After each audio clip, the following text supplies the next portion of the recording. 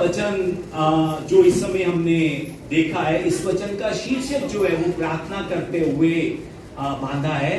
बांधा नहीं है, वचन में लिखा हुआ है, हे सोने वाले जाग। आइए हमारे साथ वाले से हम कहें, हे सोने वाले जाग।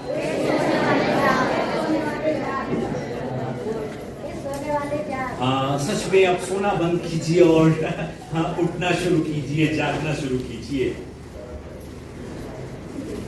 क्या आप जाग चुके हैं? क्या आप उठ चुके हैं? क्या आपकी बातें खत्म हो चुकी हैं? मीटिंग खत्म हो चुकी है? अगर आपको याद होगा तो पिछले हफ्ते मैंने आपको बताया था कि हमारे अंदर, हमारे करीब ऐसे 7 पाप हैं। उन 7 पापों को हम हमारे 7 शत्रु भी कह सकते हैं। हमारे करीब, हमारे अंदर ऐसे 7 शत्रु हैं जिनसे हमें दूरी बनाकर रखनी है। पिछले हफ्ते आपको याद है जो वचन में बताया था, ये जो शत्रु हैं, ये वो शत्रु हैं जो हमारी खुशियों को हमसे छीनना चाहते हैं, जो हमारी आशीषों को मिटाना चाहते हैं, जो हमारे जीवन के आनंद को खत्म करना चाहते हैं। ये 7 शत्रु वो शत्रु हैं। क्रिश्चियन इतिहास और बाइबल जो है हमें हमारे उन छिपे हुए शत्रुओं के नाम भी बताती है। हमारे अंदर जो वो 7 शत्रु, हमारे सबसे बड़े शत्रु छिपे हुए हैं, उनके नाम एक बार आपको बताने लगा हूं। उन 7 के नाम ध्यान से सुनिए। घमंड, ईर्ष्या, क्रोध, आलस, लालच, कुड़कुड़ाना और लुचपन। ये 7 शत्रु हैं जो हमारे अंदर छिपे हुए हैं, जो हमारा विनाश करना चाहते हैं। बहुत से लोग जो है ना, उन बाहरी शत्रुओं के बारे में सोचते हैं और उनसे डरते हैं, जो सिर्फ हमारे शरीर का नाश कर सकते हैं, वो बाहरी शत्रु। लोग जो है उन बाहरी शत्रुओं से क्यों डरते हैं? क्योंकि वो बाहरी शत्रु हमें दिखाई देते हैं, पर एक्चुअली में उन बाहरी शत्रुओं से 1000 गुना ज्यादा हमारे शरीर को ही नहीं, हमारी आत्मा को भी नुकसान पहुंचाने वाले हमारे उन 7 शत्रुओं के बारे में कोई ध्यान नहीं देता। क्यों ध्यान नहीं देता मालूम है आपको? क्योंकि ये 7 शत्रु जो है ना, वो हमें दिखाई नहीं देते, इसलिए हम ध्यान नहीं देते। जो दिखाई देते हैं उनकी ओर ध्यान देते हैं, जो नहीं दिखाई देते उनकी ओर ध्यान नहीं देते। ये 7 शत्रु जो है ना, वो हमारे शरीर का ही नहीं, हमारी आत्मा का भी सत्यानाश करना चाहते हैं। विश्वासी जीवन का ये 7 शत्रु जो है ना, वो सत्यानाश करना चाहते हैं। पिछले हफ्ते हमने उन 7 शत्रुओं में से एक पाप, एक बड़ा पाप, एक हमारा बड़ा शत्रु, उसके बारे में हमने वचन बांटा था। उस हमारे शत्रु का नाम आपको याद है क्या था? क्या था? हालेलुया, ईर्ष्या। मुझे लगता है बहुत सी बहनें, बहुत से भाई जो है वो भूल चुकी हैं। अगर भूला, अगर याद होता तो ऊंची आवाज में बोलते। आइए एक बार हम कहें, ईर्ष्या। ये हमारा बहुत बड़ा शत्रु है जिसकी तरफ सच में हमने ध्यान देना है। मैंने पिछले हफ्ते आपको बताया था। आज एक और हमारे बड़े शत्रु को लेकर हम इस समय बात करेंगे। हमारा एक और बहुत बड़ा शत्रु है जिस पर हम जो है ना ध्यान नहीं देते, जिसे हम जानते हैं कि ये हमें कभी भी आगे नहीं बढ़ने देगा, पर फिर भी हम उसे जो है ना नजरअंदाज कर देते हैं। हमारे उस बड़े शत्रु का नाम, जिसके बारे में आज हम बात करेंगे, उसका नाम है आलस। आइए एक बार कहें, आलस। आलस, आलस। ये हमारे उस बड़े शत्रु का नाम है जो सच में हमें कभी भी आगे नहीं बढ़ने देता। इस आलस को हम इंग्लिश के अंदर स्लॉथ कहते हैं। स्लॉथ। हो सकता है कि जब मैंने आपको बताया हो कि ये आलस हमारा बहुत बड़ा शत्रु है, ये हमें आगे नहीं बढ़ने देता, ये बहुत बड़ा पाप है, हो सकता है कि आप में से कुछ सोच रहे हो, क्या पास्टर जी ये आलस भी कोई पाप है क्या? मैं आपको बताना चाहता हूं कि ये आलस जो है ना, इंसान का बहुत बड़ा दुश्मन है, जो इंसान के जीवन में खुशियों और परमेश्वर की आशीषों को खत्म कर देता है, मिटा देता है बिल्कुल। अब इस आलस के बारे में जानने से पहले हमें पहले यह मालूम होना चाहिए कि आलस जो है ना वो क्या है। किसे आलस कहते हैं और आलसी मनुष्य की निशानियां क्या है।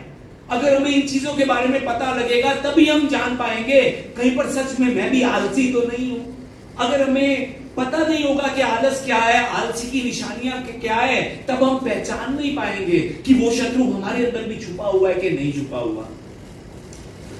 सबसे पहले मैं आपको बताना चाहता हूं इस आलसी शब्द को इब्रानी भाषा के अंदर एड्जेल कहते हैं और इसी एड्जेल शब्द को यूनानी भाषा के अंदर ओक्नेरोस कहते हैं। इंग्लिश में इसको कहते हैं हम स्लॉथ और हमारी इंडियन इंग्लिश थोड़ी अमेरिकन इंग्लिश से अलग है। उससे मिलता जुलता शब्द जो है ना, स्लॉथ से मिलता जुलता शब्द जो इंग्लिश का है वो है लेजीनेस, हम कह सकते हैं सुस्ती। बाइबल में जिस आदत को पाप बताया गया है उस पाप को एक्चुअली सुस्ती नहीं कहते, उसको आलस कहते हैं। आलस, उसको लेजीनेस से ज्यादा स्लॉथ कहते हैं।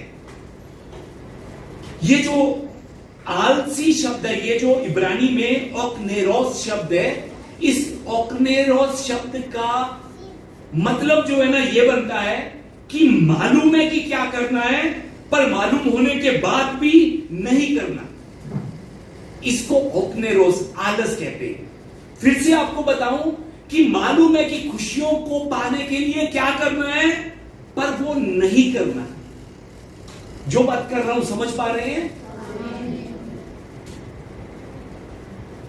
अब आलसी जो मनुष्य है ना, आलसी मनुष्य, इस आलसी मनुष्य की चार बड़ी निशानियां होती हैं। चार बड़ी निशानियां, ध्यान से सुनिए, कहीं पर ये निशानियां हम में तो नहीं है, एक बार ध्यान से इसको सुनिएगा। आलसी मनुष्य की पहली निशानी, वो काम करना चाहता है पर वो फिर से बताता हूं, माफी मांगता हूं, वो काम करना नहीं चाहता पर वो चाहता है कि उसे वो सब कुछ मिलता रहे जिसकी उसे जरूरत है। एक बार फिर से, ये आलसी मनुष्य जो है ना, वो काम करना नहीं चाहता पर वो चाहता है कि वो उसे सब कुछ मिलता रहे जिस चीज की उसे जरूरत है। ये आलसी मनुष्य की निशानी है। यहां पर मैं आपको यह भी बताना चाहता हूं कि आलसी मनुष्य जो है ना वो बिल्कुल काम नहीं करता, ऐसा भी नहीं है। आलसी मनुष्य जो है ना वो काम भी करता है पर वो काम करता है जो उसके गोल के रिलेटेड नहीं है। मतलब कि वो काम करेगा जो वो ना भी करे तब भी चलेगा, वो वाले काम करेगा। उन कामों की तरफ ध्यान देगा जो ना भी करे तब भी चलेगा। उदाहरण के तौर पर टीवी अगर ना भी देखेंगे तब भी चलेगा, पर आलसी जो है ना वो बार बार टीवी को ऑन करेगा। मोबाइल अगर ना देखेंगे तब भी चलेगा, पर फिर भी वो बार बार मोबाइल को ऑन करने की कोशिश करेगा, बार बार उसका हाथ फोन की तरफ को जाएगा।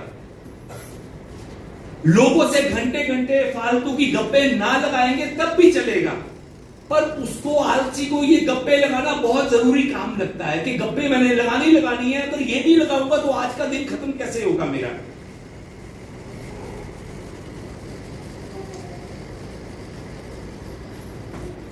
और फिर पूरे दिन का ये काम कर थक कर वो बेड पर लेट जाएगा, आराम करेगा।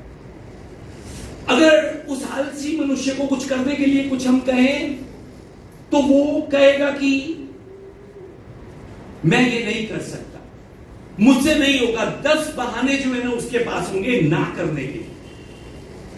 ये काम मुझसे नहीं हो सकता, मेरी सेहत ठीक नहीं है, मेरी उम्र ज्यादा है, मैंने ये काम कभी नहीं किया, ये प्रॉब्लम है, वो प्रॉब्लम है, ये है, वो है।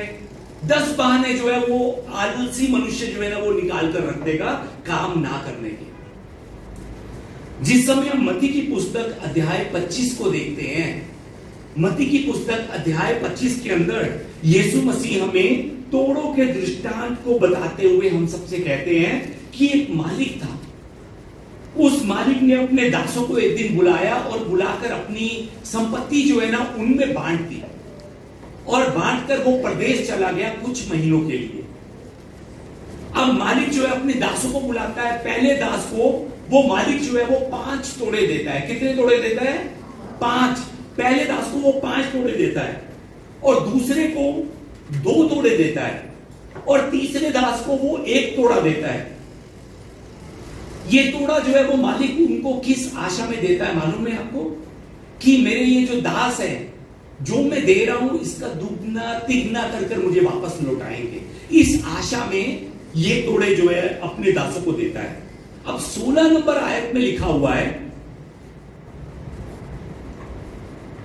16 नंबर आयत में लिखा हुआ है कि पहला और दूसरा दास अपने मालिक से तोड़े लेने के बाद, यानी कि पहले को कितने मिले थे? 5, दूसरे को कितने मिले?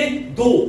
पहला और दूसरा दास जो है ना अपने मालिक से तोड़े लेने के बाद, पैसे लेने के बाद वो तुरंत जाकर काम शुरू कर देते हैं। 16 और 17 में लिखा हुआ है, तुरंत जाकर वो काम करना शुरू कर देते हैं। और उसके बाद 18 नंबर आयत जो है ना उसमें लिखा हुआ है कि तीसरा दास जो है ना वो जिसको 1 तोड़ा मिला था, उसने वो तोड़ा जाकर क्या किया? उस तोड़े के साथ मिट्टी में खोदा और अपने स्वामी के रुपए को छिपा दिया।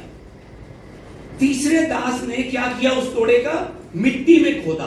पहले और दूसरे ने क्या किया? तुरंत जाकर वो उनको डबल ट्रिपल करने में लग गए। पर जो तीसरा दास था उसने उस तोड़े को मिट्टी में खोद दिया जाकर। अभी मैंने आपको बताया था कि आलसी जो है वो भी काम करता है, पर वो काम करता है जो काम करने की जरूरत नहीं है। यहां पर ये तीसरा दास क्या कर रहा है? कौन सा काम कर रहा है? जमीन में खड्डा खोद रहा है। खड्डा खोदने की जरूरत है कि नहीं है? नहीं है। ये वो काम कर रहा है जो काम करने की जरूरत नहीं है, फिर भी खड्डा जमीन में खोद रहा है। यानी कि वो फालतू का काम कर रहा है जिसे इसे करने की जरूरत नहीं है, पर उसे नहीं मालूम है। उसे लग रहा है कि ये पता नहीं कितना ही जरूरी काम कर रहा है। अब एक दिन जो मालिक जो है वो वापस आता है। एक दिन मालिक वापस आता है और अपने तीनों दासों को बुलाता है। पहला दास जो है, पहला दास जिस समय अपने मालिक को देता है, ये पहला दास वो दास है जिसको मालिक ने 5 तोड़े दिए थे। ये पहला दास अपने मालिक को 5 तोड़े और बनाकर देता है, और ज्यादा 5 तोड़े और कर देता है, यानी कि दुगना कर वापस देता है। यानी कि 5 मालिक ने दिए थे, 5 ये कर देता है। कुल मिला के कितने हो गए? 10। ये पहला दास जो है वो 10 तोड़े अपने मालिक को देता है। अब दूसरा दास अपने मालिक से मिलने के लिए आता है और दूसरे दास को मालिक ने 2 तोड़े दिए थे, ये 2 के 4 बनाकर देता है। 2 और 2 4 बनाकर देता है। अब पहले और दूसरे का रूप देखकर मालिक इनको क्या कहता है? 21 और 23 नंबर आयत को जब हम पढ़ेंगे तो उसमें लिखा हुआ है, उनका मालिक उन दोनों को देखकर जो है ना उनकी तारीफ करता है, और उनकी तारीफ करता हुआ कहता है कि तुम विश्वास योग्य दास हो, तुम विश्वास योग्य दास हो। अब तुम अपने स्वामी के आनंद में सहभागी होंगे। अब तुम जो है ना, अब मेरे आनंद में साथ में मेरे चलोगे, सहभागी मेरे बनोगे। क्यों? क्योंकि तुमने मेहनत की है। मेहनत जो मैंने तुम्हें दिया था उससे डबल कर तुमने जो है वापस लौटाया है। तुमने सच में मेहनत की है। पर 24 नंबर आयत को जब हम देखते हैं ना, 24 नंबर आयत में तीसरा दास जिसको उसके मालिक ने 1 तोड़ा दिया था, वो अपने मालिक के पास वापस आकर उसको 1 तोड़ा वापस लौटा देता है। जो 1 था, जो उसने जमीन में खोद दिया था, उसको वापस खोद कर निकाल कर वो कहता है कि ये रहा जो तेरा तोड़ा था। उसका वो रूप देखकर, इस तीसरे दास का रूप देखकर मालिक उसको क्या कहता है? तीसरे दास को 26 नंबर आयत में लिखा है, हे दुष्ट और आलसी दास। तीसरे के रूप को देखकर मालिक क्या कहता है? दुष्ट और आलसी दास। मैंने आपको अभी बताया था कि आलसी मनुष्य काम करने से पहले डर जाता है। यहां पर भी 25 नंबर आयत में वो कहता है कि मैं डर गया। आलसी मनुष्य जो है ना, काम करने से पहले डर जाता है। उसके पास काम ना करने के 10 बहाने होते हैं आलसी के पास। यहां पर भी वो बहाने लगा रहा है क्या? कि तू तो कठोर मनुष्य है, मुझे मालूम था, मैं डर गया था, मैं तुझे जानता हूं कि तेरा स्वभाव कैसा है। 10 बहाने हैं कि मैंने इस जो तूने मुझे दिया था उसका मैंने दुगना नहीं किया। 10 बहाने हैं उसके पास। ये आलसी मनुष्य की पहली निशानी है। याद रखिए कि आलसी मनुष्य काम करना नहीं चाहता, पर वो चाहता है कि उसे वो सब कुछ मिले जो वो पाना चाहता है, और वो काम करता है जो काम करने की उसे जरूरत नहीं है। दूसरी आलसी मनुष्य की निशानी जो है वो क्या है? अब आलसी मनुष्य की दूसरी निशानी ये है कि आलसी मनुष्य सब कुछ किस्मत पर छोड़ देता है। किस्मत पर, अगर किस्मत में होगी तो रोटी मिल जाएगी, अगर किस्मत में होगी तो नौकरी मिल जाएगी, अगर किस्मत में होगी तो शादी करने के लिए छोकरा या छोकरी भी मिल जाएगी। ये जो है ये आलसी मनुष्य की निशानी है कि वो सब कुछ किस्मत पर छोड़ देता है। आलसी हर बात में या तो किस्मत पर या फिर परमेश्वर पर छोड़ देता है कि या तो मैंने किस्मत पर छोड़ दिया है कि किस्मत में होगा मिल जाएगा, या फिर परमेश्वर की इच्छा होगी तो मिल जाएगी, मैं आराम से बैठा हूं, खाना सामने पड़ा है, किस्मत में होगा तो कोई ना कोई मेरे मुंह में आकर डाल देगा, परमेश्वर की इच्छा होगी तो कोई ना कोई हाथ मेरे मुंह में आकर डाल देगा। ये जो है ये आलसी की सोच है। सच में लोगों को सुनने में उस आलसी का ये विश्वास बहुत अच्छा लगता है कि सच में इसका विश्वास कितना बड़ा है कि किस्मत में होगा तो मिल जाएगा, परमेश्वर की इच्छा होगी तो मिल जाएगा। कितना महान विश्वास है इसका।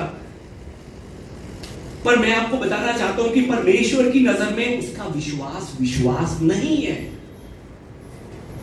आलसी कहता है कि मैं नहीं कर सकता, मैंने कभी नहीं किया, मुझसे ये नहीं होगा, मेरी सेहत ठीक नहीं है, मैं बहुत जल्दी थक जाता हूं, मेरी उम्र 40 की हो गई या 50 की हो चुकी है इस समय, अब मुझसे ये सब कुछ नहीं होगा, मेरा परमेश्वर मेरे लिए करेगा, किस्मत में होगा तो मुझे मिल जाएगा, मैं बैठा रहूंगा। ये आलसी की सोच है। अब ऐसी सोच रखने वाले मनुष्य को परमेश्वर कहते हैं कि मैंने तुझे हाथ दिए हैं, हाथ, उन हाथों का इस्तेमाल कर कर मेहनत कर, वहमों से बाहर निकल। तू खुद को कमजोर समझता है, मैंने तुझे कमजोर नहीं बनाया था, तेरे आलस ने तुझे कमजोर बना दिया है। तूने अपने आलस के कारण अपनी सेहत भी खराब कर ली है। घर में बैठे बैठे तूने खुद को कमजोर बना लिया है। तू जो खुद को कहता है कि तू कमजोर है, कमजोर है, तू कमजोर नहीं है। परमेश्वर कहते हैं कि तू आलसी है, आलसी। अगर तू कमजोर होता तो तू दूसरों की बुराई करते समय, दूसरों की बातें करते समय, दूसरों से लड़ते समय तेरे में इतनी ताकत कहां से आ जाती है? अगर तू सच में कमजोर होता तो लड़ने में तू पूरे शेर की तरह लड़ता है, पर जब काम की बारी आती है तो चूहे की तरह बैठ जाता है। अगर सब काम करने की तुझ में ताकत है, परमेश्वर कहता है, तो बाहर जाकर मेहनत कर, मेहनती बन। तू कमजोर नहीं है, परमेश्वर कहते हैं, तू आलसी बना हुआ है। नीति वचन अध्याय 6 को हम एक बार मिलकर पढ़ें। 6 से लेकर 8 तक में क्या लिखा है, आइए मिलकर पढ़ें। हे आलसी, चींटियों के पास जा, उनके काम पर ध्यान दे और बुद्धिमान हो। उन्हें ना तो कोई न्याय होता है, ना प्रधान और ना प्रभुता करने वाला, तो भी वे अपना आहार भूतकाल में संचय करती हैं और कटनी के समय अपनी भोजन वस्तु बटोरती हैं। आमीन। परमेश्वर कहते हैं कि हे आलसी, चींटियों के पास जा, उनके काम पर ध्यान दे और बुद्धिमान हो जा। बुद्धिमान बन, बुद्धिमान। परमेश्वर कहते हैं कि तो खुद को छोटा समझता है, तो खुद को कमजोर समझता है, चींटियों के पास जा और उन्हें देख कि वो तुझसे ज्यादा छोटी हैं, वो तुझसे ज्यादा कमजोर हैं। उनसे सीख कि वो कितना मेहनत करती हैं। चींटियां जो है ना, उनसे सीख कि वो मकसद रखकर आगे बढ़ती हैं, वो सेविंग करती हैं। उनसे जाकर सीख कि जीवन कैसे जीना है। सिर्फ यही नहीं, नीति वचन 30 नंबर अध्याय की 24 और 25 में परमेश्वर कहते हैं कि पृथ्वी पर 4 छोटे जंतु हैं जो अत्यंत बुद्धिमान हैं। चींटियां निर्बल जाति तो हैं, परंतु धूप काल में अपनी भोजन वस्तु बटोरती हैं। परमेश्वर ने हमें ये सब उदाहरण क्यों दिए हैं? क्यों? ताकि हम ये ना कह सके कि हम छोटे हैं, हम कमजोर हैं। परमेश्वर कहता है कि चींटियां छोटी और कमजोर हैं, पर वो बुद्धिमान हैं, वो मेहनती हैं। उन्हें मालूम है कि उन्होंने अपने और अपने परिवार की रक्षा कैसे करनी है, उन्हें मालूम है। परमेश्वर चाहते हैं, परमेश्वर हमसे कहते हैं कि परमेश्वर ने जो हमें हाथ दिए हैं, उन हाथों के द्वारा हम मेहनत करें। मेहनत, परमेश्वर कहते हैं कि यदि तुम मेहनत नहीं करोगे तो तुम्हारे जीवन में अच्छे फल मैं नहीं भर पाऊंगा। अगर तुम मेहनत नहीं करोगे तो परमेश्वर अच्छे फल भरना चाहता है, पर हम क्या नहीं करते? मेहनत नहीं करते, इसलिए फल परमेश्वर भर नहीं पाता। सोचिए कि आपके सामने 2 लोग खड़े हैं, 2 लोग आपके सामने खड़े हैं। पहला इंसान जो है ना, पहला इंसान वो कहता है कि दोनों ने दिल्ली में जाना है। सोचिए एक बारी, 2 लोग खड़े हैं, दोनों ने दिल्ली में जाना है। पहला इंसान कहता है कि अगर परमेश्वर की इच्छा होगी, अगर किस्मत में होगा तो मैं दिल्ली पहुंच जाऊंगा। पर दूसरा कहता है, मुझे मालूम है कि परमेश्वर चाहते हैं कि मैं दिल्ली तक पहुंचूं, मैं दिल्ली में जाऊं। अब मैं यीशु को अपने साथ में रखकर इतनी मेहनत करूंगा कि मैं एक ना एक दिन यीशु के अनुग्रह से दिल्ली तक पहुंच सकूं। अब बताइए कि किसका विश्वास सही है? आजकल पेरिस में ओलंपिक चल रहे हैं। सोचिए कि 2 लोग ओलंपिक खेलने के लिए जाते हैं। एक ओलंपिक में जाने से पहले तैयारी नहीं करता, वो खड़ा रहता है, वो कहता है कि सच में अगर परमेश्वर की इच्छा होगी तो मुझे गोल्ड मेडल मिल जाएगा, अगर किस्मत में होगा तो गोल्ड मेडल मिल जाएगा, क्या करनी मुझे तैयारी कर। पर दूसरा कहता है कि मैं इतनी तैयारी करूंगा, मैं जानता हूं मेरे परमेश्वर चाहते हैं कि मैं अपने देश के लिए कुछ करूं, मैं अपने देश के लिए मेडल लेकर आऊं, इसलिए मैं इतनी मेहनत करूंगा कि एक दिन मेरे द्वारा मेरे परमेश्वर का और मेरे देश का नाम ऊंचा हो सके। इस समय मैं आपको यह बताना चाहता हूं कि जो खुद को किस्मत के सहारे छोड़कर बैठ जाता है, परमेश्वर उसे आलसी कहते हैं, आलसी। पर जो यीशु पर विश्वास कर खुद के कदमों को बढ़ाता है, परमेश्वर उसके जीवन में इतिहास रचाते हैं। हमारे लिए अपने कदमों को बढ़ाना बहुत जरूरी है, मेहनत करनी बहुत जरूरी है, तभी हमारे परमेश्वर हमारे जीवन में इतिहास रचा पाएंगे। बाइबल गवाह है इस चीज की कि परमेश्वर ने किसी भी आलसी को नहीं चुना। जो लोग सच में परमेश्वर में रहकर मेहनत करते थे, परमेश्वर ने उन लोगों को चुना। हम सब जानते हैं कि इसहाक जो था, उसने एक कुआं खोदा, पर उस देश के राजा ने आकर उसका कुआं छीन लिया। उसने ये नहीं कहा कि किस्मत पर मैंने छोड़ देता हूं, अब परमेश्वर की इच्छा है कि मैं कुछ करूंगा चाहे ना करूं। वो अपना काम लगातार करता रहा। उसने दूसरी जगह पर फिर से कुआं खुदवाया, फिर उसका दूसरा कुआं छीना गया, फिर उसने तीसरी जगह पर कुआं खुदवाने की मेहनत की। जब लगातार वो मेहनत करता रहा, तब दूसरे इंसान जो इसका नुकसान कर रहे थे, तब वो जान पाए कि सच में परमेश्वर इसके साथ है।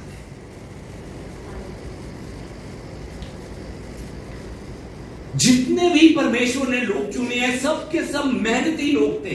पतरस जो था, पतरस सुबह से लेकर शाम तक अपने परिवार को चलाने के लिए मछलियां पकड़ता था, मेहनती था, मेहनती। याकूब, यूहन्ना सब मेहनती थे। मोसे जो था, सुबह से लेकर शाम तक बकरियों को, भेड़ों को बाहर जाकर चरवाता था। उस मेहनती मोसे को परमेश्वर ने चुना। दाऊद को छोटी उम्र में परमेश्वर ने अभिषेक क्यों किया? क्योंकि वो छोटी उम्र में मेहनत करता था। वो छोटी उम्र में बकरियों को चरवाता था, भेड़ों को चरवाता था, उनका ध्यान रखता था। परमेश्वर उसकी मेहनत की ओर देखते थे। सच में हमने भी परमेश्वर में रहकर मेहनत करने वाला बनना है। मैं फिर से आपको याद दिलवाना चाहता हूं कि जो यीशु पर विश्वास कर अपने कदमों को आगे बढ़ाता है मेहनत करने के लिए, परमेश्वर उसके ही जीवन में इतिहास रचाते हैं। अब जो आलसी मनुष्य होता है, उस आलसी मनुष्य के जीवन में आलस का परिणाम क्या निकल कर आता है मालूम है आपको? बाइबल हमें बताती है कि आलस का परिणाम गरीबी और दृढ़ता है। गरीबी और दृढ़ता, ये आलस का परिणाम है। सच में परिवार में गरीबी का एक बहुत बड़ा कारण जो है ना, आलस है। आलस। सबोपदेशक 10:18 को आइए हम एक बार मिलकर पढ़ें। आइए शुरू करें। आलस के कारण छत की कड़ियां दब जाती हैं और हाथों की सुस्ती से घर छूटा है। हमने सब कुछ किस्मत के सहारे नहीं छोड़ना। परमेश्वर ने जो हमें हाथ दिए हैं, उन हाथों से हमने परमेश्वर का धन्यवाद करते हुए पूरी मेहनत करनी है, जितनी मेहनत हम कर सकते हैं। जब हम मेहनत करते हुए आगे बढ़ते हैं, तब परमेश्वर हमारे जीवन में खुशियां लेकर आते हैं, इतिहास को रचाते हैं। याद रखिए इस बात। ये दूसरी निशानी थी कि आलसी मनुष्य सब कुछ किस्मत के सहारे छोड़ देता है।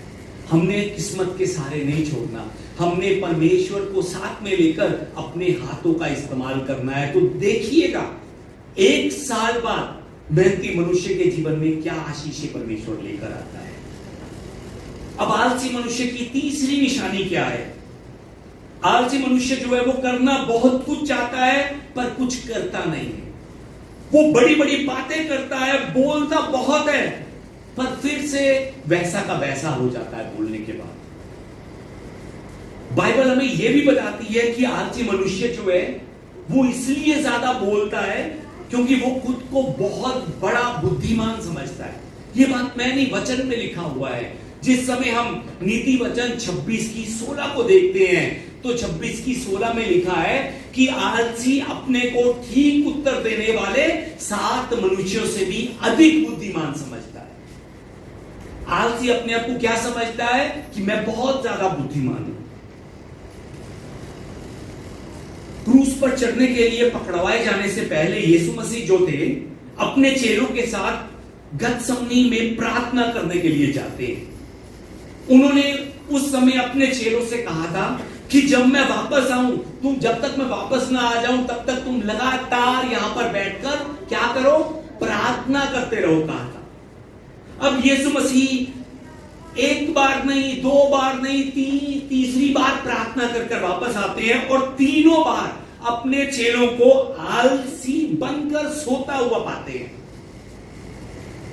तीनों बार आलसी बनकर सोता हुआ पाते हैं। उनके आलस का रिजल्ट क्या निकला उनके लिए? वे सब के सब जो अपने आलस में सो रहे थे, वे सब के सब परीक्षा में पड़ गए। वो सब के सब जरूरत के समय यीशु मसीह को छोड़कर अपनी जान बचाने के लिए भाग गए। उन सब में से एक बहुत ज्यादा खुद को बुद्धिमान समझने वाला था, बहुत बड़ी बड़ी बातें करता था कि मैं ये कर दूंगा, मैं वो कर दूंगा, मैं यीशु के लिए ये कर दूंगा, वो कर दूंगा। कौन था वो मालूम है आपको? पतरस। वो बड़ी बड़ी बातें करने वाला पतरस। उसी रात उसने यीशु मसीह का 1 बार नहीं, 2 बार नहीं, 3 बार इनकार किया। 3 बार। सच में अगर उस दिन पतरस आलस में पड़कर ना सो रहा होता तो शायद वो यीशु का इनकार ना करता। आलसी मनुष्य की निशानी क्या है? तीसरी, कि वो खुद को बहुत बुद्धिमान समझता है, बहुत ज्यादा। वो करना बहुत कुछ चाहता है पर कुछ करता नहीं है। बातें बड़ी बड़ी करता है पर बातें कर फिर शांत होकर खड़ा हो जाता है। यह आलसी की निशानी है। अब चौथी आलसी की निशानी क्या है? आलसी लोगों की चौथी निशानी यह है कि वो आज का काम 3 या 4 दिनों बाद करते हैं। यह आलसी की बहुत बड़ी निशानी है। आज का काम 3 या 4 दिन बाद। नीति वचन 10:4 को जब हम पढ़ते हैं तो नीति वचन 10:4 में इस तरह से लिखा है, जो काम में ढिलाई करता है वह निर्धन हो जाता है, परंतु कामकाजू लोग अपने हाथों के द्वारा धनी होते हैं। आमीन। आइए एक बार हम मिलकर इस वचन को पढ़ें। आइए मिलकर पढ़ें। जो काम में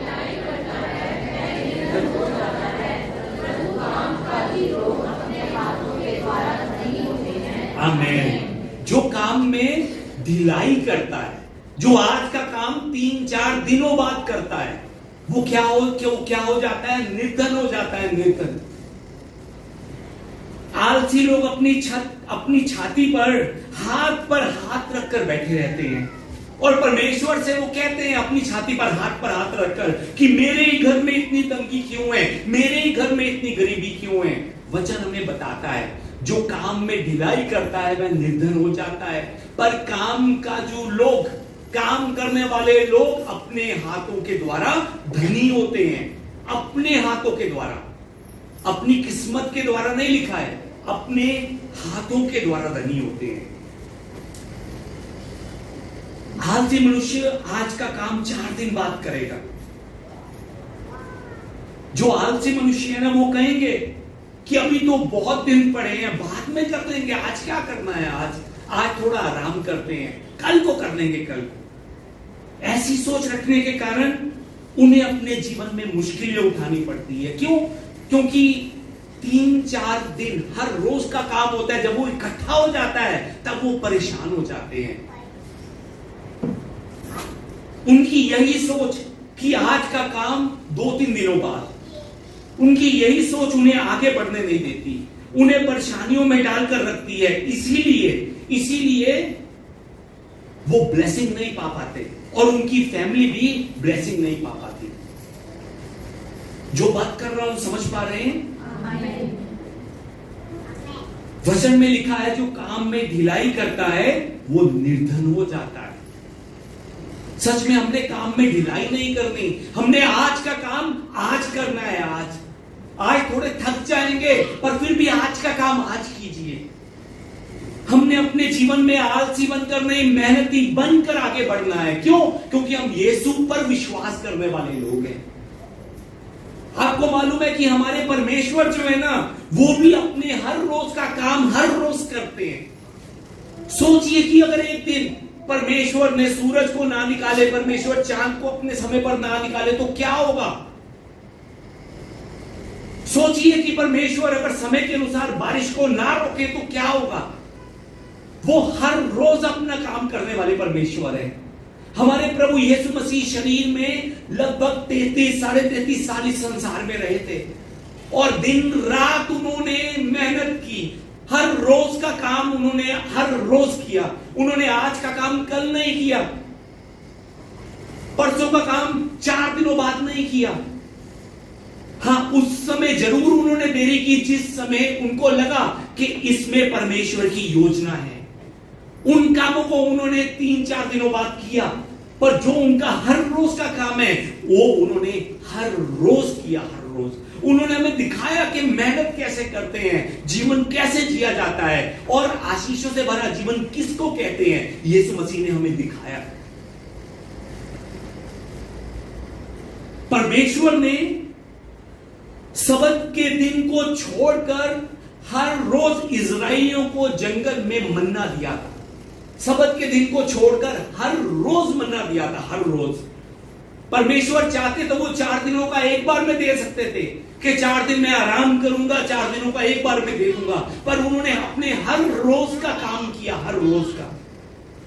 हमने भी हमारे परमेश्वर की तरह अपने हर रोज का काम ईमानदारी से करना है। आज का काम 3 दिन बाद नहीं, आज का काम आज करना है। आज हमने भी सोमवार से लेकर शनिवार तक शरीर की जरूरतों के लिए काम करना है, मेहनत करनी है, और संडे के दिन, प्रभु के दिन अपनी आत्मा की तरक्की के लिए परमेश्वर का धन्यवाद करने के लिए हमने भी आराधना करनी है। हर रोज का काम हर रोज करना है। हर रोज का काम हमने भी पहले 6 दिन मेहनत से काम करना है और 7वें दिन यानी कि आज के दिन परमेश्वर में रहकर विश्राम करते हुए हमने परमेश्वर की आराधना करनी है। यह परमेश्वर की इच्छा है हमारे जीवन में।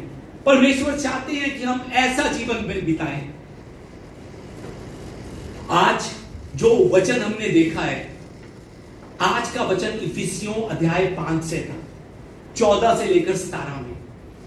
सबसे पहले 14 में क्या कहते हैं हमारे परमेश्वर? परमेश्वर आलस रखने वाले विश्वासी से कहते हैं क्या? हे सोने वाले जाग और मुर्दों में से जी उठ। हे सोने वाले जाग और मुर्दों में से जी उठ। आइए हम भी अपने आप को कहें एक बारी, हे सोने वाले जाग और मुर्दों में से जी उठ। हे सोने वाले जाग और मुर्दों में से जी उठ। सच में परमेश्वर नहीं चाहते कि हम मुर्दों की तरह जीवन बिताएं, आलसी बनकर जीवन बिताएं। परमेश्वर नहीं चाहते। परमेश्वर हमें क्या, हम हमसे चाहते हैं कि हम उठें और परमेश्वर में आगे बढ़े ताकि मसीह की ज्योति हमारे जीवन में चमक सके।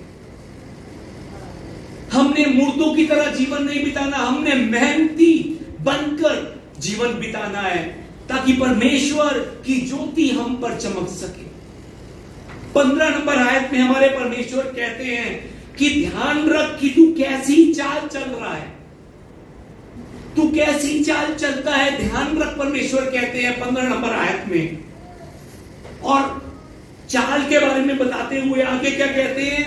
परमेश्वर चाहते हैं कि हम आलसियों के समान नहीं, आलसियों के समान का मतलब कि निर्बुद्धियों के समान नहीं, बल्कि हम बुद्धिमानों के समान मेहनती बनकर हम चले, मेहनती बनकर। तभी तो परमेश्वर ने चींटियों का उदाहरण दिया है कि हम उनकी तरफ को देखकर मेहनत करें, मेहनत। हम निर्बुद्धियों की तरह नहीं, हम सच में बुद्धिमान लोगों की तरह हम मेहनती बनकर आगे बढ़े। और आगे 16 नंबर आयत में परमेश्वर क्या कहते हैं कि अवसर को बहुमूल्य समझ। कौन सा अवसर? किस अवसर को बहुमूल्य समझे? जो काम करने की उम्र परमेश्वर ने हमें दी है, उस उम्र को बहुमूल्य समझकर मेहनत करो, मेहनत। अगर इस उम्र में काम नहीं करोगे, आने वाले 10 साल बाद काम नहीं कर पाओगे, करना भी चाहोगे नहीं कर पाओगे। अवसर को बहुमूल्य समझो। जो काम करने के लिए परमेश्वर तुम्हें कहते हैं वो काम करो। अभी तुम्हारी उम्र काम करने की है, काम करो, परमेश्वर कहते हैं।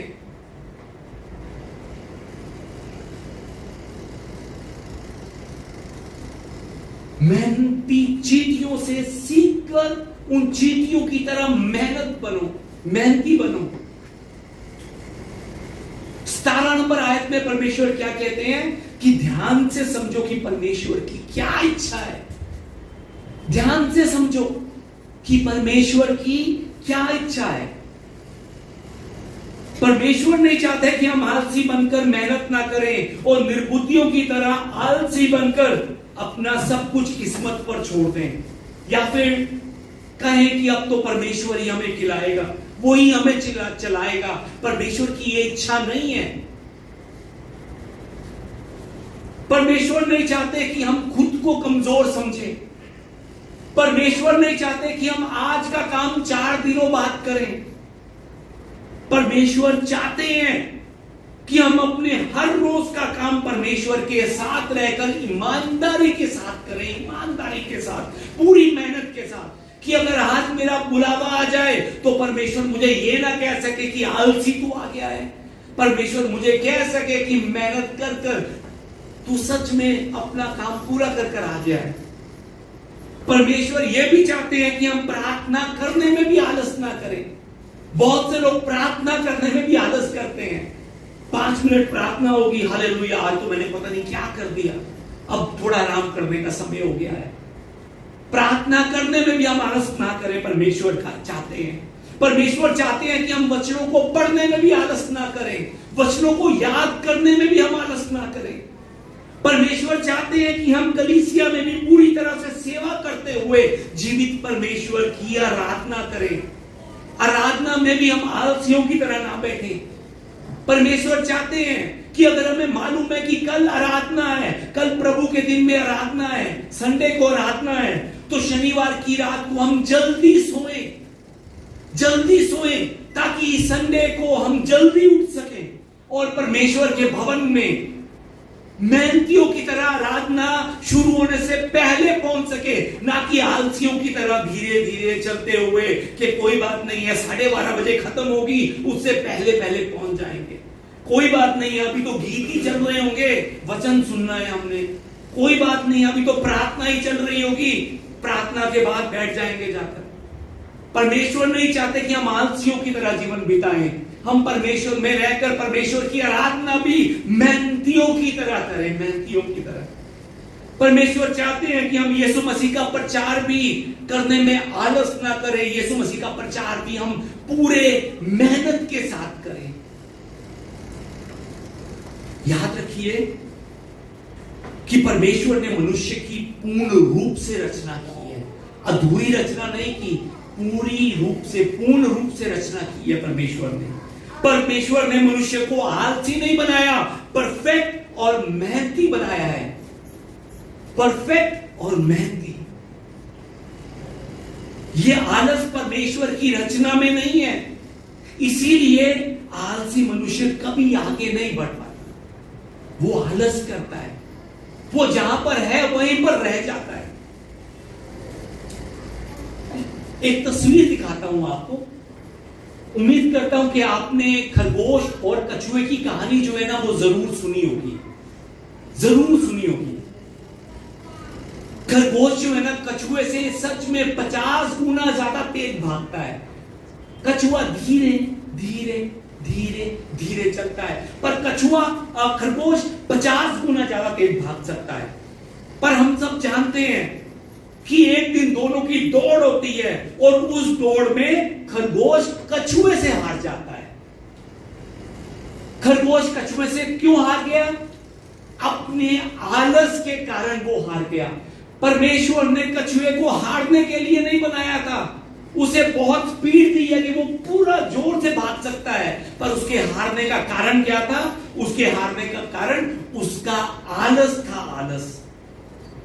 आलसी मनुष्य अपने आलस के कारण गरीब और मजबूर रहता है। पर दूसरी तरफ मेहनत करने वाला मनुष्य परमेश्वर के अनुग्रह से बरकतें और कामयाबियों को पाता है। सच में आज से परमेश्वर में रहते हुए आलसी बनकर नहीं, मेहनती बनकर चलिए। सोमवार से लेकर शनिवार तक शरीर की जरूरतों को पूरा करने के लिए, घर की जरूरतों को पूरा करने के लिए मेहनत कीजिए। और संडे के दिन परमेश्वर के राज्य में आकर परमेश्वर की आराधना में मेहनत कीजिए। प्रार्थना करते हुए मेहनत कीजिए, वचनों को पढ़ने में, सुनने में, याद करने में मेहनत कीजिए, ताकि हमारा परमेश्वर हमारे जीवन को देखकर सच में हमें आशीषें दे सके, हमें सच में वो ब्लेसिंग दे सके। हालेलुया। याद रखिए, जो वचन में बातें लिखी हैं परमेश्वर ने बहुत सोच कर लिखी हैं, हमारे लिए लिखी हैं। परमेश्वर नहीं चाहते कि हम उदासी में अपना जीवन बिताएं। परमेश्वर नहीं चाहते कि हम गरीबी में अपना जीवन बिताएं। परमेश्वर नहीं चाहते कि हम सच में दृढ़ता में अपना जीवन बिताएं। परमेश्वर नहीं चाहते कि हमारे घर की छतें जो है वो चोए। परमेश्वर नहीं चाहते कि हमारे हाथों की सुस्ती के कारण हमारा घर जो है वो लगातार चूता रहे। परमेश्वर चाहते हैं कि हम यीशु के साथ मिलकर मेहनत करें। मेहनत, यीशु पर अगर विश्वास किया है तो यीशु मसीह की तरह अगर जीना चाहते हैं तो अब यीशु मसीह की तरह मेहनत भी करनी हम सीखें, और मेहनत करते हुए अपने घर में परमेश्वर की आशीषों को, कलीसिया में परमेश्वर की आशीषों को भरें। हालेलुया। आइए हम एक बार अपने आप से कहें, उठ जा, मेहनत कर, सच में आज परमेश्वर की आवाज को याद रखिए। परमेश्वर कहते हैं कि वो हे सोने वाले जाग और मुर्दों में से जी उठ। मुर्दा बनकर नहीं, अब सच में मेहनती बनकर परमेश्वर के साथ हमने चलना है। हमने परमेश्वर के साथ आगे बढ़ना है। परमेश्वर ने हमें मकसद दिया है। मकसद, वो मकसद परमेश्वर है। परमेश्वर की तरह बनते हुए हमने जीवन बिताना है। परमेश्वर की तरह बनने का मतलब ये नहीं कि हम जाकर बड़ी बड़ी बातें शुरू कर दें। परमेश्वर की तरह मेहनती बनना है हमने। परमेश्वर की तरह ईमानदारी से अपने हर रोज का काम करना है। और ये काम हम कब कर सकते हैं मालूम है आपको? जब हम हमारे जीवन का मकसद यीशु मसीह बना लेते हैं कि यीशु तू मेरे जीवन का मकसद है, तू मेरे जीने का कारण है। मैं जीऊं मरूं काम करते मुझे कोई परवाह नहीं। क्यों? क्योंकि मेरा जीना भी तेरे साथ है, मेरा मरना भी तेरे साथ है। इसलिए प्रभु आज से मैं और मेहनत करूंगा। आज से सच में अपने परिवार को चलाने के लिए मैं और मेहनती बनूंगा। अपनी कलीसिया की सेवा करने में मैं और मेहनत करूंगा। सच में जब हम इस मन से आगे बढ़ते हैं तब परमेश्वर हमारे उस मन को देखते हुए हमारे जीवन को खुशियों से भरते हैं। आइए मिलकर हम परमेश्वर की महिमा का गीत गाएं और परमेश्वर से प्रार्थना करें कि प्रभु मेरे आलस को अब खत्म कर, अब मुर्देपन को खत्म करके मुझे उठा। आइए मिलकर गीत गाते हुए हम परमेश्वर की महिमा करें कि प्रभु मेरे जीने का, जीवन का मकसद तू है, मेरे जीने का कारण तू है।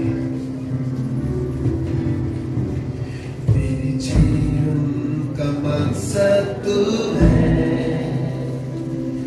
मेरे जीने का कारण तू है।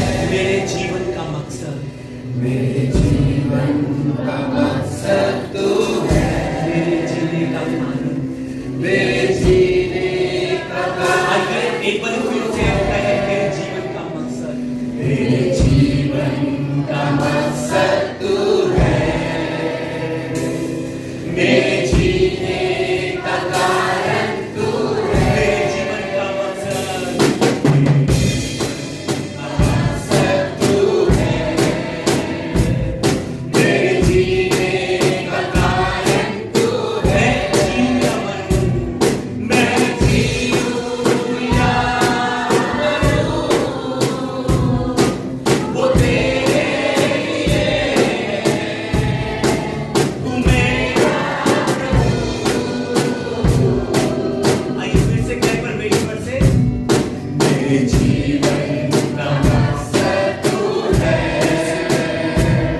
मेरे जीने का कारण तू है। मेरे जीवन का मकसद तू है। मेरे जीने का कारण तू है। मैं जीऊं या वो तेरे लिए तू मेरा परमेश्वर चाहते हैं कि हम अपना पिछला भूल जाएं।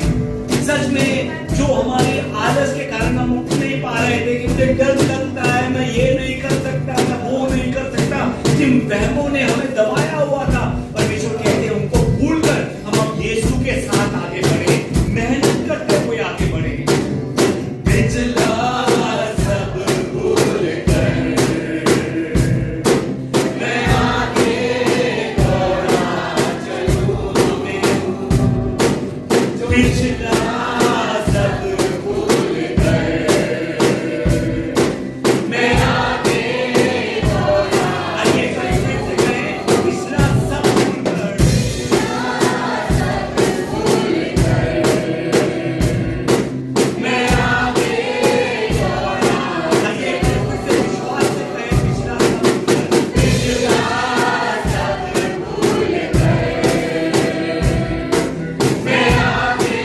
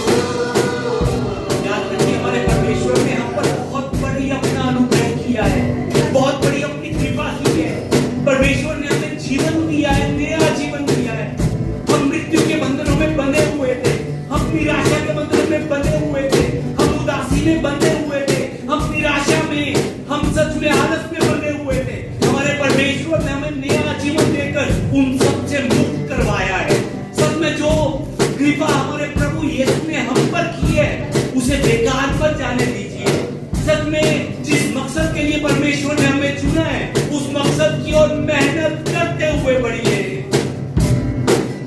मुझ पर हुई है कृपा,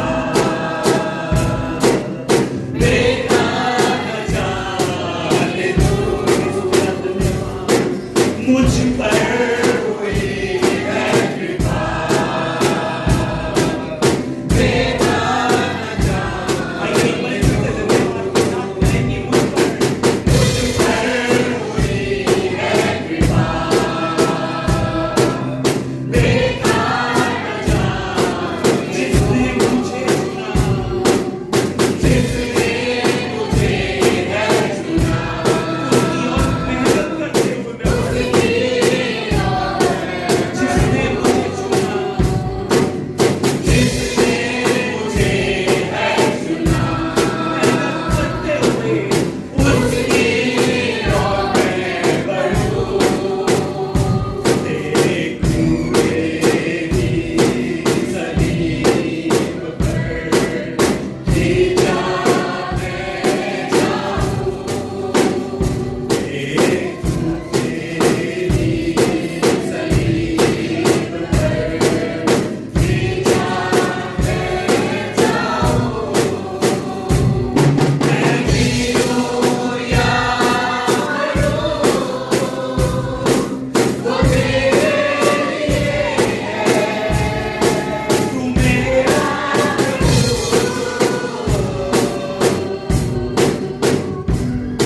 आइए इस समय सच में हम प्रार्थना करें। सच में अगर आज आपको लगता है कि ये शत्रु, ये आलस का शत्रु अगर सच में हमारे अंदर है, अगर सच में आपको लगता है कि ये आलस के शत्रु मेरे अंदर है और ये निशानियां मुझे दिखाई दे रही हैं कि मैं भी काम करना नहीं चाहता, पर मैं चाहता हूं कि वो सब कुछ मुझे मिलता रहे जिन चीजों की मुझे जरूरत है। अगर सच में मैं भी सब कुछ किस्मत पर छोड़ रहा हूं, अगर आपको लगता है कि सच में मैं भी आज का काम 3 दिनों बाद करता हूं, अगर आपको लगता है कि सच में मैं भी अपने आप को बहुत बुद्धिमान समझकर मैं बहुत बड़ी बड़ी बातें कर रहा हूं, फिर बातें कर चुप हो जाता हूं, तो सच में इस समय प्रार्थना कीजिए। परमेश्वर चाहते हैं कि हम प्रार्थना के द्वारा अपने इस आलस को मिटाएं, इस आलस को हम खत्म करें और हम परमेश्वर की महिमा में आगे बढ़े। आइए इस समय जिसको लगता है कि सच में ये शत्रु मेरे अंदर छुपा है, आज उस शत्रु को निकालने का दिन है, उस शत्रु को बाहर निकालने का समय है। आइए मिलकर प्रार्थना करें। हम मिलकर मेरा परमेश्वर प्रभु ये सच में आपका धन्यवाद करूं। मेरा परमेश्वर जो कृपा आपने मुझ पर की है, आपने मेरा जीवन देने की प्रभु, जो प्रेम आज आपने मुझ पर किया, मेरे इन आशीषों से बढ़ेगी प्रभु। मैं आलस में पड़कर प्रभु जी, मैं उन आशीषों को खोना दूं प्रभु। मैं सच में आलस में पड़कर प्रभु जी, मैं मेरा परमेश्वर खुशियों को खोना दूं प्रभु। मेरी मदद कीजिए मेरा परमेश्वर।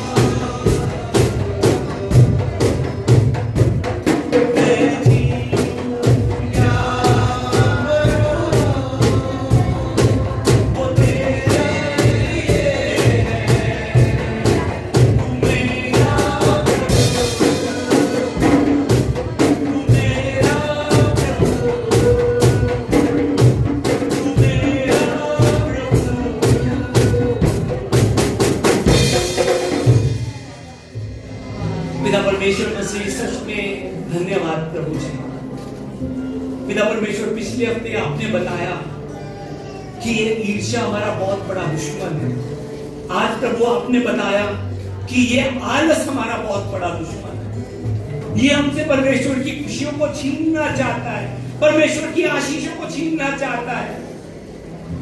पिता परमेश्वर आज वचन में आप हमसे कहते हैं कि हे सोने वाले जाग और मुर्दों में से जी उठ। सच में प्रभु आज हम जान गए हैं कि आप चाहते हैं कि हम मुर्दों की तरह ना जिए, हम आलसी बनकर ना जिए, हम प्रभु मेहनत कर कर यीशु में उठ सके और यीशु में आगे बढ़ सके, ताकि हमारे प्रभु यीशु की ज्योति हमारे जीवन में चमक सके। पिता परमेश्वर आज आपने वचन में बताया कि ध्यान रख कि तू कैसी चाल चल रहा है, कि तू आलसी बनकर निर्बुद्धियों की चाल चल रहा है या मेहनती बनकर बुद्धिमानों की तरह चाल चल रहा है। प्रभु आज आपने हमें चींटियों के द्वारा उदाहरण दिखाया।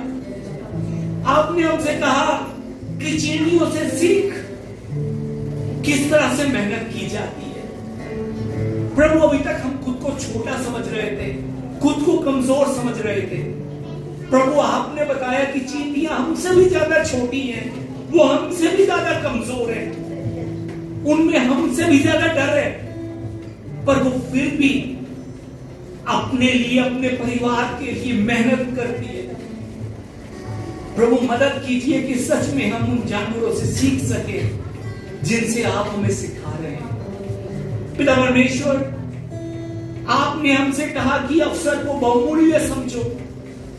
सच में ये जो काम करने की उम्र आपने हमें दी है, सच में ये उम्र अगर बीत गई तब हम कुछ करना भी चाहें तब भी नहीं कर सकते। प्रभु मदद कीजिए ताकि हम पिता परमेश्वर इस अवसर को बहुमूल्य समझकर मेहनत कर सके।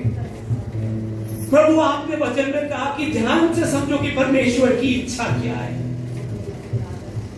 पिता परमेश्वर, सच में हम जानते हैं कि आप नहीं चाहते कि हम आलसी बनकर अपना जीवन बिताएं। आप नहीं चाहते कि हम अपने आज का काम 3-4 दिनों पर छोड़ें। आप नहीं चाहते कि हम किस्मत के सहारे बैठ जाएं। आप चाहते हैं कि हम अपने हर रोज का काम परमेश्वर के साथ रहते हुए ईमानदारी से करें। और प्रभु, आप चाहते हैं कि अपने शरीर की जरूरतों को पूरा करने के लिए भी हम मेहनत करें और अपनी आत्मा की जरूरतों को पूरा करने के लिए भी हम पूरी मेहनत करें। आप चाहते हैं कि हम प्रार्थना में भी हम आलस ना करें, हम वचन को पढ़ने में भी, वचन को याद करने में भी आलस ना करें, हम कलीसिया में हर तरह से सेवा करने में भी आलस ना करें। आराधना के दिन सच में प्रभु हमारी मदद कीजिए, हम पिता परमेश्वर मसीह शनिवार को सच में जल्दी सो सके, ताकि हम जान सके कि मेरे लिए अगला दिन कितना जरूरी है। और प्रभु मदद कीजिए कि सच में आलसियों की तरह नहीं बल्कि मेहनतियों की तरह कलीसिया में आराधना से पहले खड़े होकर हम तैयारी कर सके। पिता परमेश्वर, हमारी मदद कीजिए। पिता परमेश्वर, हमारा साथ दीजिए। हम जानते हैं कि ये आलस परमेश्वर की रचना में नहीं है। आपने मुझे परफेक्ट बनाया है, मेहनती बनाया है। और हम ये भी जानते हैं कि ये आलस मुझे कभी भी आगे नहीं बढ़ने देगा। पिता परमेश्वर, मदद कीजिए कि अपने अंदर से आज यीशु के नाम से इस आलसपन को मिटाकर यीशु का नाम ऊंचा करने के लिए मैं मेहनती बन सकूं, ताकि मेरे जीवन के द्वारा आपकी महिमा हो सके। पिता परमेश्वर, जो कृपा आपने मुझ पर की है वो मैं बेकार ना जाने दूं। परमेश्वर, जिस मकसद के लिए आपने मुझे चुना है उस मकसद को पूरा करने के लिए मैं मेहनत करता हुआ आपकी और ज्यादा मैं बढ़ सकूं। परमेश्वर, मेरी मदद कीजिए, हमारा साथ दीजिए। आज इस जगह पर इकट्ठे हुए परमेश्वर के सभी प्यारों को मेहनती होने का आशीर्वाद दीजिए प्रभु, ताकि आज हमारे अंदर की सुस्ती, हमारे अंदर का आलसपन खत्म हो जाए, मिट जाए, और आज यीशु के नाम में हम फिर से मेहनती बनकर आगे बढ़ सके। प्रभु हमारी मदद कीजिए। हम वादा करते हैं कि अब हम और आलसी नहीं बनेंगे। हमें एक बार फिर से मौका दीजिए। हम वादा करते हैं कि हम पूरी मेहनत के साथ हर एक काम करेंगे। ये सब प्रार्थना हम हमारे जीवित प्रभु यीशु मसीह के नाम से करते हैं, आमीन। आइए इस समय हम सब मिलकर हमारे प्रभु यीशु मसीह के द्वारा सिखाई गई प्रार्थना कर आज की सभा को हम समाप्त करें। हे हमारे पिता, आप जो स्वर्ग में हैं, आपका नाम पवित्र माना जाए, आपका राज्य आए, आपकी इच्छा जैसे स्वर्ग में पूरी होती है वैसे पृथ्वी पर भी हो। हमारे दिन भर की रोटी आज हमें दीजिए, और जिस प्रकार हमने अपने अपराधियों को क्षमा किया है वैसे ही आप भी हमारे अपराधों को क्षमा कीजिए। आप हमें परीक्षा में मत डालिए, परंतु बुराई से हमें बचा लीजिए, क्योंकि राज्य और पराक्रम और महिमा सदा आपके ही है, आमीन। आज से यीशु मसीह में रहकर मेहनती बनिए। प्रभु कहते हैं कि मुर्दों में से उठकर खड़े हो जाओ। सच में आज हमने परमेश्वर के नाम से उठना है, खड़े होना है। पिता परमेश्वर के अनुग्रह से, हमारे प्रभु यीशु मसीह के प्रेम के द्वारा, और इस समय भी हमसे बात करने वाले पवित्र आत्मा की सामर्थ के द्वारा हमारे जीवन में जो प्रभु ने अनुग्रह किया है, उस अनुग्रह को हम और कीमती समझते हुए आज से हम सच में मुद्दों में से उठ खड़े हो सके, हम मेहनती बन सके, ताकि हमारे प्रभु यीशु मसीह की ज्योति हम में चमक सके। आज वचनों को सुनकर उन वचनों पर चलने के लिए मन बनाने वाले, अपने मनों को तैयार करने वाले परमेश्वर के सभी प्यारों के जीवन में परमेश्वर की शांति और परमेश्वर का अनुग्रह अब से लेकर सदा तक बना रहे, आमीन।